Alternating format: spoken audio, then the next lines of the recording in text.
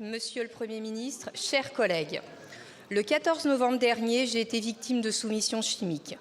7 mois après ce traumatisme et une lutte acharnée avec l'association M'endors pas, fondée par Caroline Darian-Perronnet, la fille de Gisèle Pelicot, je démarrais avec la sénatrice Véronique Guillotin une mission gouvernementale mandatée par Gabriel Attal, qui a été l'un de mes premiers soutiens avec François Bayrou.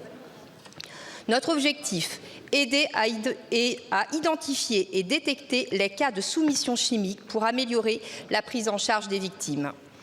Aujourd'hui, en plein procès historique, se tient en Avignon un procès pour juger les crimes effroyables commis sur Gisèle Pelicot. Monsieur le Premier ministre, dès votre nomination, nous vous avons écrit pour que cette mission soit reconduite immédiatement. Nous le devons pour toutes les victimes de ce pays qui ont vu, comme moi, leur vie basculer après avoir été droguées à leur insu. Pour que cesse enfin ce crime parfait qui ravage, anéantit et détruit la vie de milliers de Françaises et de Français. Monsieur le Premier ministre, le monde nous regarde et la France se doit d'être exemplaire. Il faut que la honte change de camp.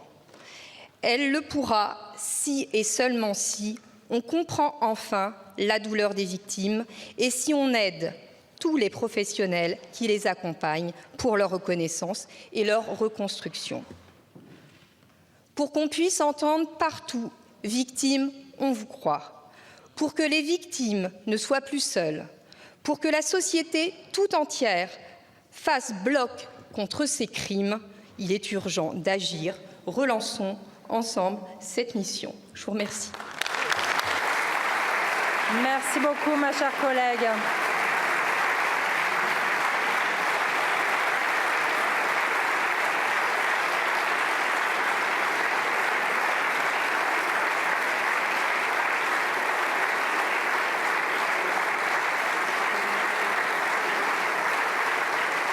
Merci beaucoup. La parole est à Madame Salima Assa, secrétaire d'État chargée de l'égalité entre les femmes et les hommes.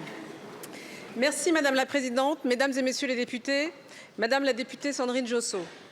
Merci pour votre engagement contre les violences faites aux femmes et plus particulièrement contre le danger que représente la soumission chimique. Vous avez transformé avec un courage rare votre vécu en force d'action. La lutte contre les violences sexuelles et sexistes a été érigée en priorité par le Premier ministre Michel Barnier dans sa déclaration de politique générale. Il a ainsi posé comme ligne rouge de son gouvernement, je cite ces mots, « Il n'y aura aucune tolérance à l'égard des violences faites aux femmes ». C'est la raison pour laquelle le Premier ministre a décidé de vous nommer à nouveau parlementaire en mission sur la lutte contre la soumission chimique comme violences faites aux femmes, de même que la sénatrice Véronique Guillotin, qui travaille avec vous sur le sujet. Je salue cette décision qui était nécessaire et très attendue. Elle vous permettra d'achever la mission que vous avez confiée Gabriel Attal le 8 avril dernier. Comme vous, je suis convaincue qu'il faut accélérer pour protéger les femmes, les enfants et les hommes de ces abus. Ils peuvent être aussi concernés le cercle familial, comme le montraient les viols de Mazan. Je serai très attentive aux recommandations que vous proposerez. Nous en avons déjà évoqué certaines, comme le kit du lendemain, permettant aux victimes d'agir rapidement pour leur sécurité. La violence de la soumission chimique peut frapper dans n'importe quel contexte. Elle fait très peur à nos jeunes filles qui parfois ne se sentent pas en sécurité lors de leur sortie. Je salue le courage de celles qui témoignent et qui s'engagent pour sensibiliser sur ce sujet, et notamment Caroline Darian, la fille de Gisèle Pelicot, qui a créé l'association M'endors pas.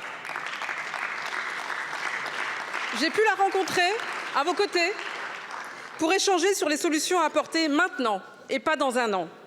C'est le sens de la cellule d'urgence que nous mettons en place avec Paul Christophe, ministre des Solidarités, ainsi qu'avec l'ensemble de mes collègues, tout particulièrement le garde des Sceaux. Je vous remercie, Madame la Ministre. Je vous remercie.